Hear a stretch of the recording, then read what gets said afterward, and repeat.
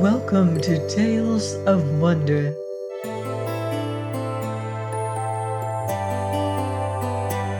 I'm Ardell,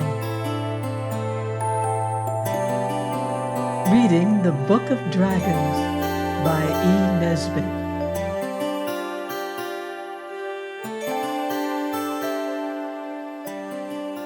Chapter 4 The Ice Dragon, or Do As You Are Told.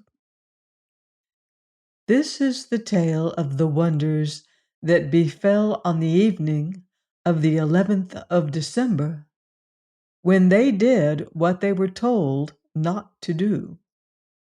You may think that you know all the unpleasant things that could possibly happen to you if you are disobedient.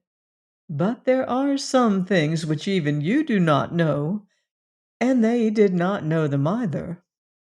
Their names were George and Jane. There were no fireworks that year on Guy Fawkes' Day because the heir to the throne was not well. He was cutting his first tooth, and that is a very anxious time for any person, even for a royal one. He really was very poorly, so that fireworks would have been in the worst possible taste, even at Land's End or in the Isle of Man, whilst in Forest Hill, which was the home of Jane and George, anything of the kind was quite out of the question. Even the Crystal Palace, empty-headed as it is, felt that this was no time for Catherine wheels.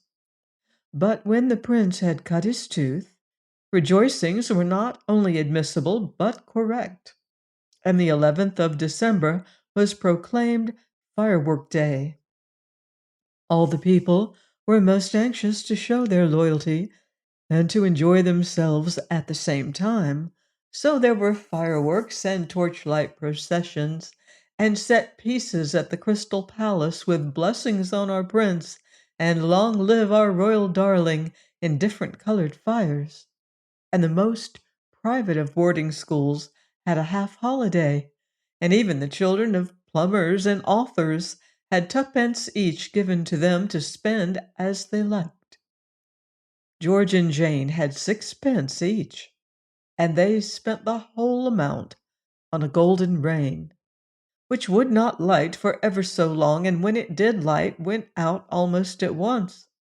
So they had to look at the fireworks in the gardens next door, and at the ones at the Crystal Palace, which were very glorious indeed. All their relations had colds in their heads, so Jane and George were allowed to go out into the garden alone to let off their firework. Jane had put on her fur cape and her thick gloves and her hood with the silver fox fur on it that was made out of Mother's old muff, and George had his overcoat with the 3 capes and his comforter and Father's sealskin traveling cap with the pieces that come down over your ears. It was dark in the garden, but the fireworks all about made it seem very gay, and though the children were cold, they were quite sure that they were enjoying themselves.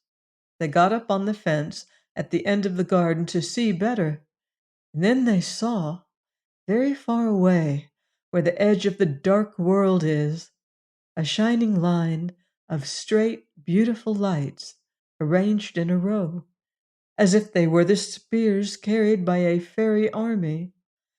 "Oh, how pretty!" said Jane. "I wonder what they are. It looks as if the fairies were planting little shining baby poplar trees and watering them with liquid light." "Liquid fiddlestick," said George. He had been to school, so he knew that these were only the aurora borealis, or northern lights, and he said so. "But what is the Rory Bory what's its name?" asked Jane. "Who lights it, and what is it there for?" George had to own that he had not learnt that. "But I know," said he, "that it has something to do with the Great Bear and the Dipper and the Plough and Charles Wayne." "And what are they?" asked Jane. "Oh, they're the surnames of some of the star families. There goes a jolly rocket," answered George, and Jane felt as if she almost understood about the star families. The fairy spears of light twinkled and gleamed. They were much prettier than the big, blaring, blazing bonfire that was smoking and flaming and spluttering in the next door but one garden, prettier even than the colored fires at the Crystal Palace. "I wish we could see them nearer," Jane said. "I wonder if the star families are nice families, the kind that Mother would like us to go to tea with if we were little stars." "They aren't that sort of families at all, silly," said her brother, kindly trying to explain. "I only said families because a kid like you wouldn't have understood if I'd said constel, and besides, I've forgotten the end of the word. Anyway, the stars are all up in the sky, so you can't go to tea with them." "No," said Jane. "I said if we were little stars." "But we aren't," said George. "No," said Jane with a sigh. "I know that. I'm not so stupid as you think, George. But the Tory Bories are somewhere at the edge. Couldn't we go and see them?" "Considering you're 8, you haven't much sense." George kicked his boots against the fencing to warm his toes. "It's half the world away." "It looks very near," said Jane, hunching up her shoulders to keep her neck warm. "They're close to the North Pole," said George. "Look here. I don't care a straw about the aurora borealis, but I shouldn't mind discovering the North Pole. It's awfully difficult and dangerous, and then you come home and write a book about it with a lot of pictures, and everybody says how brave you are." Jane got off the fence. "Oh, George, let's," she said. "We shall never have such a chance again, all alone by ourselves, and quite late, too." "I'd go right enough if it wasn't for you," George answered gloomily. "But you know they always say I lead you into mischief, and if we went to the North Pole we should get our boots wet as likely as not. And you remember what they said about not going on the grass?" "They said the lawn," said Jane. "We're not going on the lawn." "Oh, George, do let's. It doesn't look so very far. We could be back before they had time to get dreadfully angry." "All right," said George, "but mind, I don't want to go." So off they went. They got over the fence, which was very cold and white and shiny, because it was beginning to freeze, and on the other side of the fence was somebody else's garden, so they got out of that as quick as they could, and beyond that was a field where there was another big bonfire with people standing around. They passed by the bonfire and got through a gap in the hedge into another field, a dark one, and far away beyond quite a number of other dark fields, the northern lights shone and sparkled and twinkled. Now, during the winter, the Arctic regions come much farther south than they are marked on the map. Very few people know this, though you would think they could tell it by the ice in the jugs of a morning. And just when George and Jane were starting for the North Pole, the Arctic regions had come down very nearly as far as Forest Hill, so that as the children walked on, it grew colder and colder, and presently they saw that the fields were covered with snow, and there were great icicles hanging from all the hedges and gates, and the northern lights still seemed some way off. They were crossing a very rough, snowy field when Jane first noticed the animals.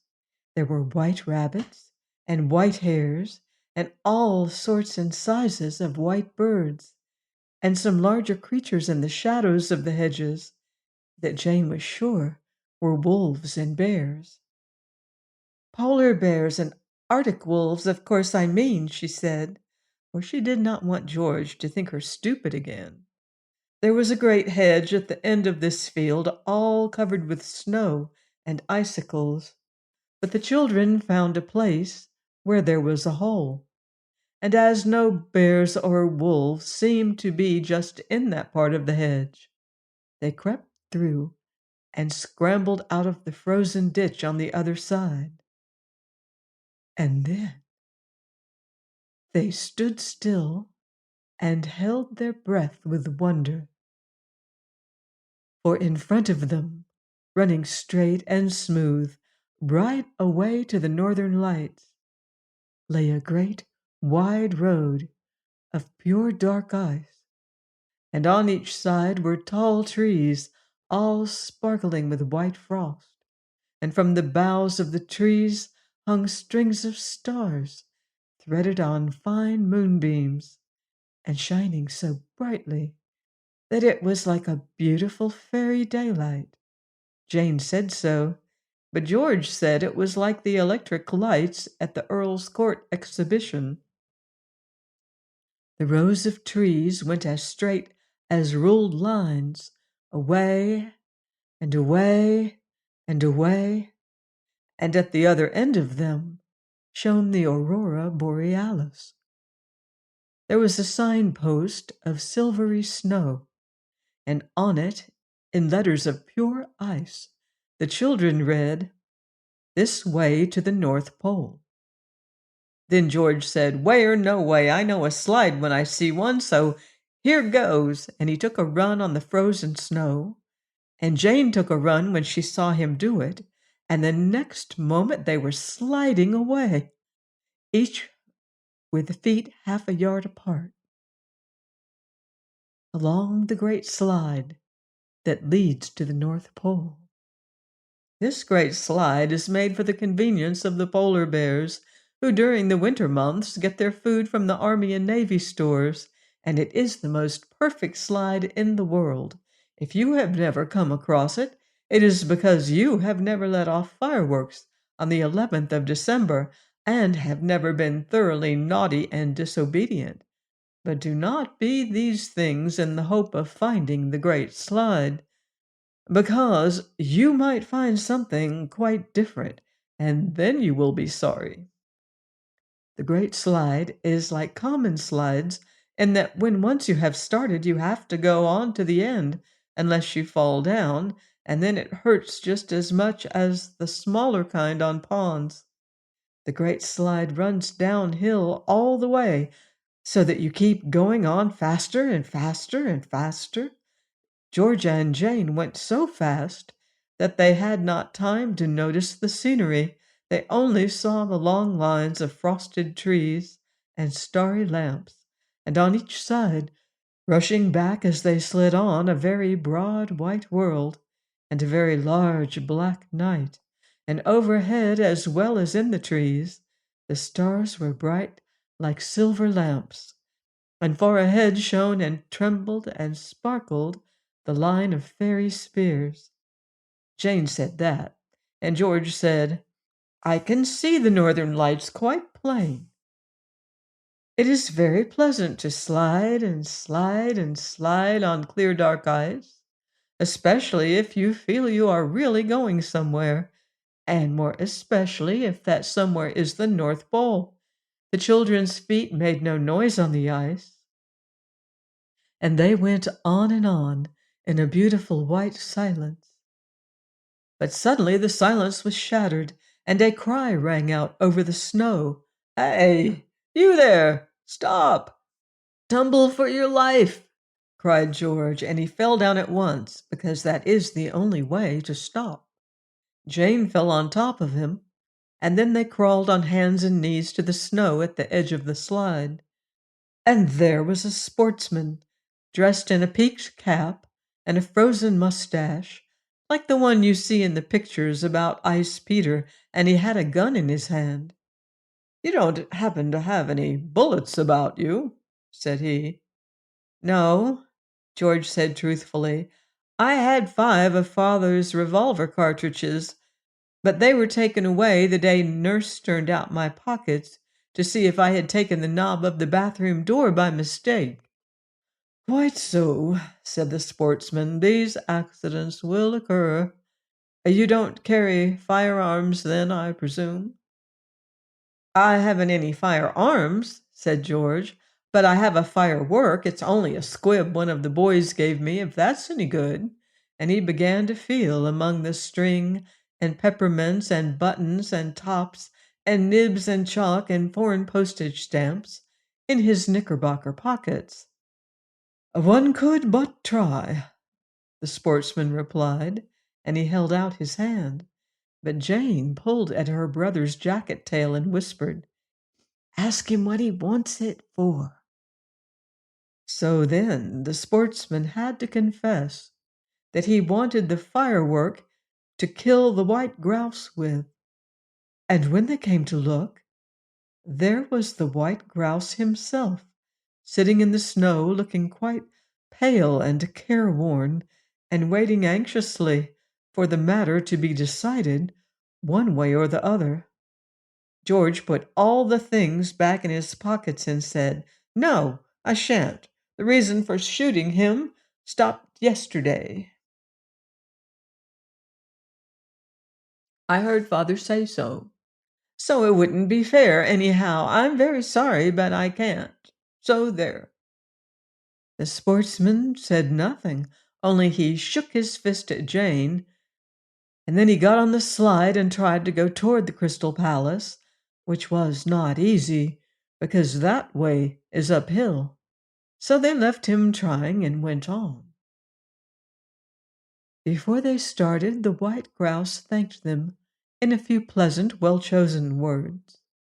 And then they took a sideways, slanting run and started off again on the great slide, and so away toward the North Pole and the twinkling, beautiful lights.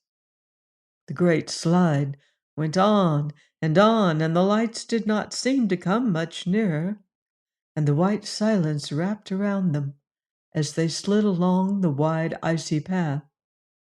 Then once again the silence was broken to bits by someone calling, "Hey, you there! Stop!" "Tumble for your life!" cried George, and tumbled as before, stopping in the only possible way, and Jane stopped on top of him, and they crawled to the edge and came suddenly on a butterfly collector who was looking for specimens, with a pair of blue glasses and a blue net and a blue book with colored plates. "Excuse me," said the collector, "but have you such a thing as a needle about you? A very long needle?" "I have a needle book," replied Jane politely, "but there aren't any needles in it now. George took them all to do scientific things with pieces of cork, in the boy's own experimenter and the young mechanic. He did not do the things, but he did for the needles." "Curiously enough," said the collector, "I, too, wish to use the needle in connection with cork." "I have a hat pin in my hood," said Jane. "I fastened the fur with it when it caught in the nail on the greenhouse door. It is very long and sharp. Would that do?" "One could but try," said the collector, and Jane began to feel for the pin. But George pinched her arm and whispered, "Ask him what he wants it for." Then the collector had to own that he wanted the pin to stick through the great Arctic moth. "A magnificent specimen," he added, "which I am most anxious to preserve." And there, sure enough, in the collector's butterfly net, sat the great Arctic moth, listening attentively to the conversation. "Oh, I couldn't!" cried Jane. And while George was explaining to the collector that they would really rather not, Jane opened the blue folds of the butterfly net and asked the moth quietly if it would please step outside for a moment. And it did. When the collector saw that the moth was free, he seemed less angry than grieved. "Well, well," said he, "here's a whole Arctic expedition thrown away. I shall have to go home and fit out another, and that means a lot of writing to the papers and things. You seem to be a singularly thoughtless little girl." So they went on, leaving him too, trying to go uphill towards the Crystal Palace. When the great white Arctic moth had returned thanks in a suitable speech, George and Jane took a sideways slanting run and started sliding again between the star lamps along the great slide toward the North Pole. They went faster and faster, and the lights ahead grew brighter and brighter, so that they could not keep their eyes open, but had to blink and wink as they went. And then suddenly the great slide ended in an immense heap of snow, and George and Jane shot right into it because they could not stop themselves, and the snow was soft, so that they went in it up to their very ears. When they had picked themselves out and thumped each other on the back to get rid of the snow, they shaded their eyes and looked, and there, right in front of them, was the wonder of wonders, the North Pole, towering high and white and glistening like an ice lighthouse, and it was quite, quite close, so that you had to put your head as far back as it would go, and farther, before you could see the high top of it. It was made entirely of ice. You will hear grown-up people talk a great deal of nonsense about the North Pole, and when you are grown up, it is even possible that you may talk nonsense about it yourself. The most unlikely things do happen, but deep down in your heart you must always remember that the North Pole is made of clear ice, and could not possibly, if you come to think of it, be made of anything else. All around the pole, making a bright ring about it, were hundreds of little fires, and the flames of them did not flicker and twist, but went up blue and green and rosy and straight, like the stalks of dream lilies.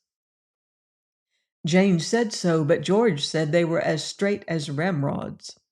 And these flames were the aurora borealis, which the children had seen as far away as Forest Hill. The ground was quite flat and covered with smooth, hard snow, which shone and sparkled like the top of a birthday cake that has been iced at home. The ones done at the shops do not shine and sparkle because they mix flour with the icing sugar. "It is like a dream," said Jane. And George said, "It is the North Pole. Just think of the fuss people always make about getting here. And it was no trouble at all, really." "I dare say lots of people have gotten here," said Jane dismally. "It's not the getting here. I see that. It's the getting back again. Perhaps no one will ever know that we have been here, and the robins will cover us with leaves and—" "Nonsense," said George. "There aren't any robins and there aren't any leaves. It's just the North Pole, that's all, and I've found it, and now I shall try to climb up and plant the British flag on top. My handkerchief will do. And if it really is the North Pole, my pocket compass Uncle James gave me will spin around and around, and then I shall know. Come on." So Jane came on, and when they got close to the clear, tall, beautiful flames, they saw that there was a great queer-shaped lump of ice all around the bottom of the pole. Clear, smooth, shining ice that was deep, beautiful Prussian blue, like icebergs in the thick parts, and all sorts of wonderful glimmery, shimmery, changing colors in the thin parts, like the cut glass chandelier in Grandmamma's house in London. "It is a very curious shape," said Jane. "It's almost like—" She moved back a step to get a better view of it. "It's almost like a dragon." "It's much more like the lamp posts on the Thames Embankment," said George, who had noticed a curly thing like a tail that went twisting up the North Pole. "Oh, George!" cried Jane. "It is a dragon. I can see its wings. Whatever shall we do?" And sure enough, it was a dragon, a great, shining, winged, scaly, clawy, big-mouthed dragon, made of pure ice. It must have gone to sleep curled around the hole where the warm steam used to come up from the middle of the earth. And then when the earth got colder, and the column of steam froze and was turned into the North Pole, the dragon must have got frozen in his sleep, frozen too hard to move, and there he stayed. And though he was very terrible, he was very beautiful too. Jane said so, but George said, "Oh, don't bother. I'm thinking about how to get onto the pole and try the compass without waking the brute." The dragon certainly was beautiful, with his deep, clear Prussian blueness and his rainbow-colored glitter, and rising from within the cold coil of the frozen dragon, the North Pole shot up like a pillar made of one great diamond, and every now and then it cracked a little from sheer cold. The sound of the cracking was the only thing that broke the great white silence in the midst of which the dragon lay like an enormous jewel, and the straight flames went up all around him like the stalks of tall lilies.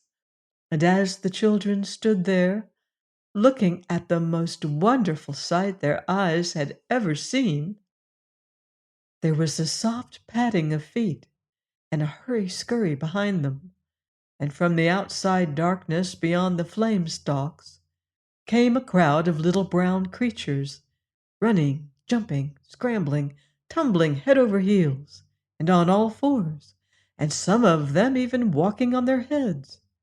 They joined hands as they came near the fires and danced around in a ring. "It's bears," said Jane. "I know it is.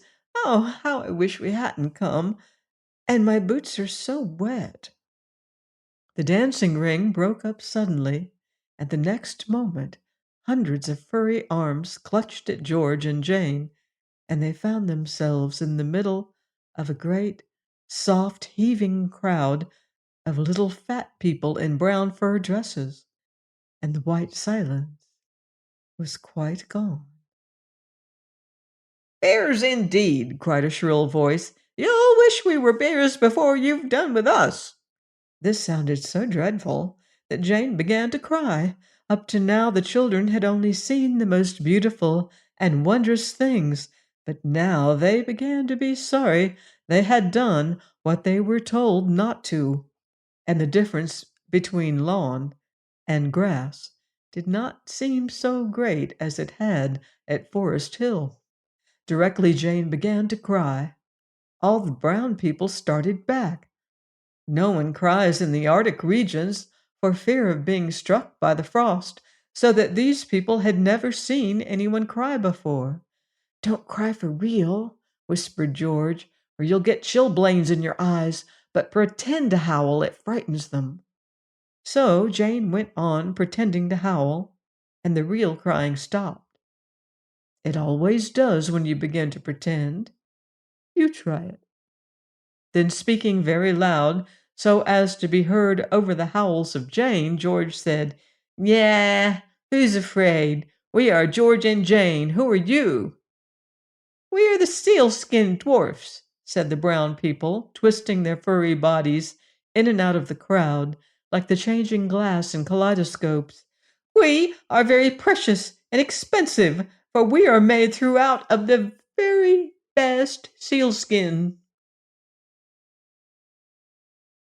And what are those fires for? Bellowed George, for Jane was crying louder and louder. Those, shouted the dwarfs, coming a step nearer, are the fires we make to thaw the dragon. He's frozen now, so he sleeps curled up around the pole, but when we have thawed them with our fires, he will wake up and go and eat everybody in the world except us. Whatever do you want him to do that for? Yelled George. Oh, just for spite, bawled the dwarfs carelessly, as if they were saying just for fun. Jane stopped crying to say, You are heartless. No, we aren't, they said. Our hearts are made of the finest sealskin, just like little fat sealskin purses. And they all came a step nearer. They were very fat and round. Their bodies were like sealskin jackets on a very stout person. Their heads were like sealskin muffs. Their legs were like sealskin boas, and their hands and feet were like sealskin tobacco pouches. And their faces were like seals' faces, inasmuch as they too were covered with sealskin. Thank you very much for telling us, said George. Good evening. Keep on howling, Jane. But the dwarfs came a step nearer, muttering and whispering.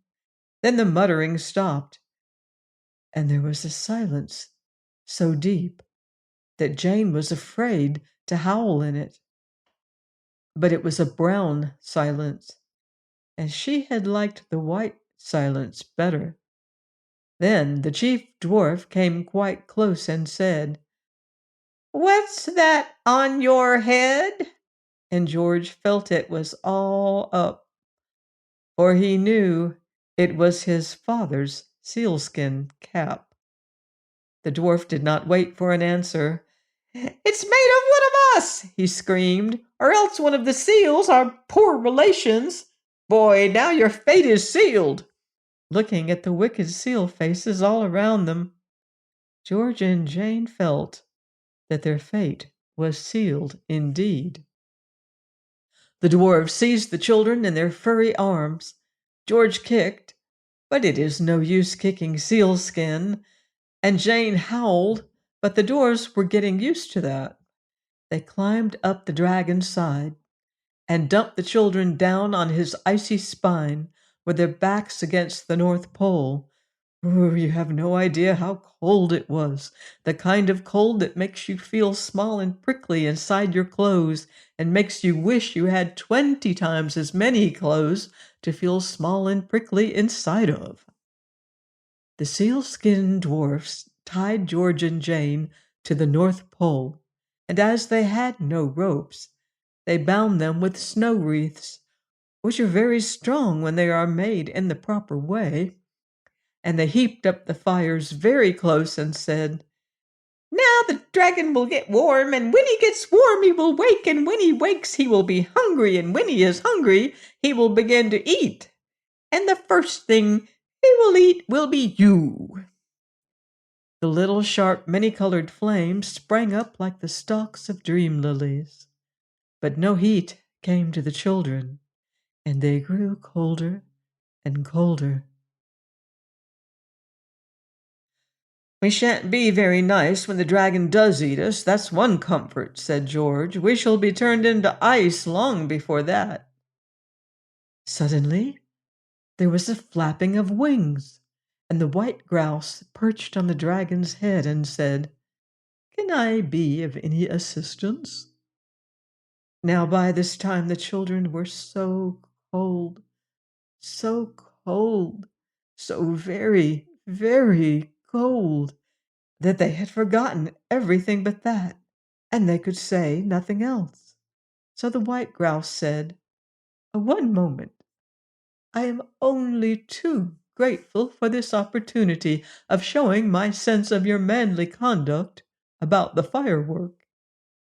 In the next moment, there was a soft, whispering rustle of wings overhead, and then, fluttering slowly, softly down, came hundreds and thousands of little white fluffy feathers They fell on George and Jane like snowflakes, and like flakes of fallen snow, lying one above another, they grew into a thicker and thicker covering, so that presently the children were buried under a heap of white feathers, and only their faces peeped out. "Oh, you dear, good, kind white grouse," said Jane, "but you'll be cold yourself, won't you, now you have given us all your pretty dear feathers?" The white grouse laughed, and his laugh was echoed by thousands of kind, soft bird voices. "Did you think all those feathers came out of one breast? There are hundreds and hundreds of us here, and every one of us can spare a little tuft of soft breast feathers to help keep two kind little hearts warm." Thus spoke the grouse, who certainly had very pretty manners. So now the children snuggled under the feathers and were warm. And when the sealskin dwarfs tried to take the feathers away, the grouse and his friends flew in their faces with flappings and screams and drove the dwarfs back. They are a cowardly folk. The dragon had not moved yet, but then he might at any moment get warm enough to move, and though George and Jane were now warm, they were not comfortable nor easy in their minds. They tried to explain to the grouse, but though he is polite, he is not clever, and he only said, "You've got a warm nest, and we'll see that no one takes it from you. What more can you possibly want?" Just then came a new, strange, jerky fluttering of wings, far softer than the grouse's, and George and Jane cried out together, "Oh, do mind your wings in the fires!" For they saw at once that it was the great white Arctic moth. "What's the matter?" he asked, settling on the dragon's tail. So they told him. "Sealskin, are they?" said the moth. "Just you wait a minute."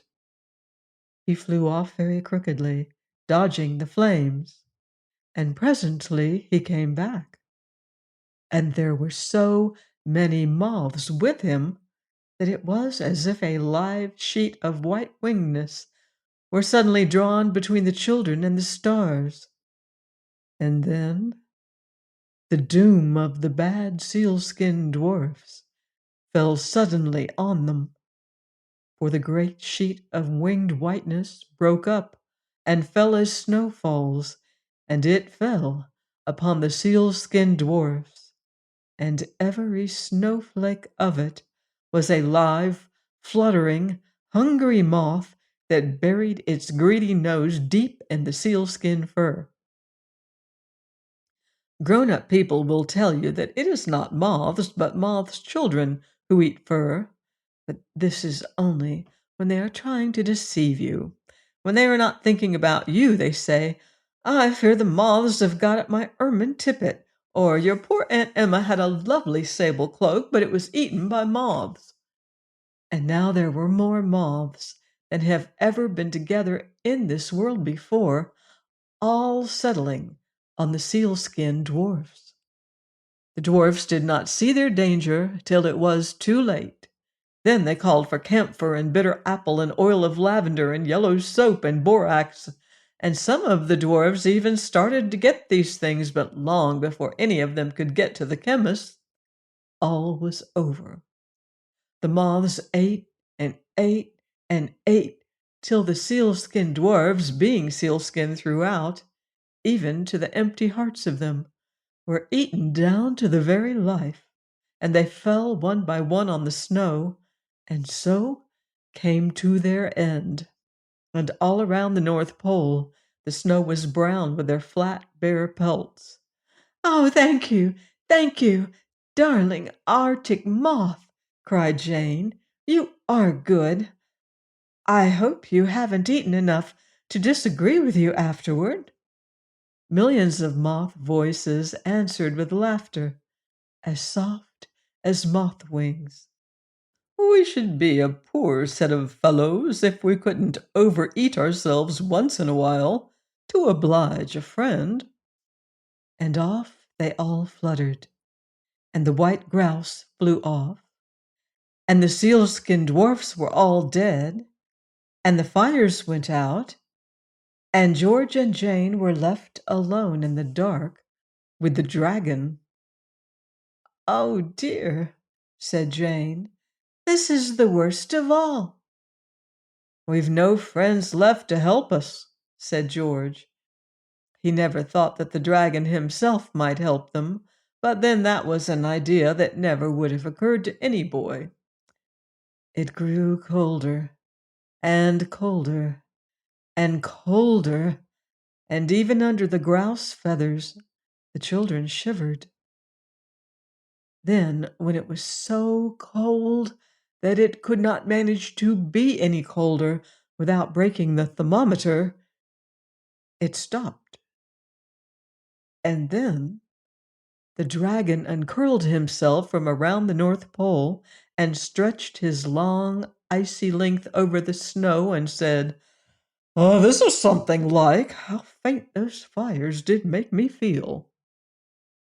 The fact was, the sealskin dwarfs had gone the wrong way to work. The dragon had been frozen so long that now he was nothing but solid ice all through, and the fires only made him feel as if he were going to die. But when the fires were out, he felt quite well and very hungry. He looked around for something to eat, but he never noticed George and Jane because they were frozen to his back. He moved slowly off, and the snow wreaths that bound the children to the pole gave way with a snap, and there was the dragon crawling south with Jane and George on his great, scaly, icy, shining back. Of course, the dragon had to go south if he went anywhere, because when you get to the North Pole, there is no other way to go. The dragon rattled and tinkled as he went, exactly like the cut glass chandelier when you touch it, as you are strictly forbidden to do. Of course, there are a million ways of going south from the North Pole, so you will own that it was lucky for George and Jane when the dragon took the right way and suddenly got his heavy feet on the great slide. Off he went full speed between the starry lamps toward Forest Hill and the Crystal Palace. "He's going to take us home," said Jane. "Oh, he is a good dragon. I am glad." George was rather glad, too, though neither of the children felt at all sure of their welcome, especially as their feet were wet, and they were bringing a strange dragon home with them.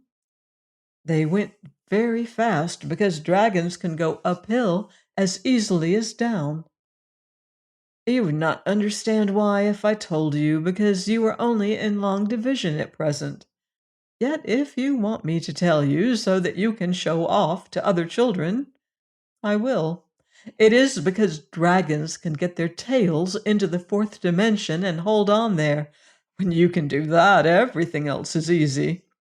The dragon went very fast, only stopping to eat the collector and the sportsman, who were still struggling to go up the slide, vainly because they had no tails and had never even heard of the fourth dimension. When the dragon got to the end of the slide, he crawled very slowly across the dark field beyond the field where there was a bonfire next to the next door garden at Forest Hill. He went slower and slower, and in the bonfire field he stopped altogether. And because the Arctic regions had not got down so far as that, and because the bonfire was very hot, the dragon began to melt and melt and melt, and before the children knew what he was doing, they found themselves sitting in a large pool of water, and their boots were as wet, and there was not a bit of dragon left. So they went indoors. Of course, some grown-up or other noticed at once that the boots of George and Jane were wet and muddy, and that they had both been sitting down in a very damp place. so they were sent to bed immediately. It was long past their time, anyhow. Now, if you are of an inquiring mind, not at all a nice thing in a little child who reads fairy tales, you will want to know how it is that since the sealskin dwarfs have all been killed and the fires all been let out, the aurora borealis shines on cold nights as brightly as ever. My dear, I do not know. I am not too proud to own that there are some things I know nothing about, and this is one of them. But I do know that whoever has lighted those fires again, it is certainly not the sealskin dwarfs.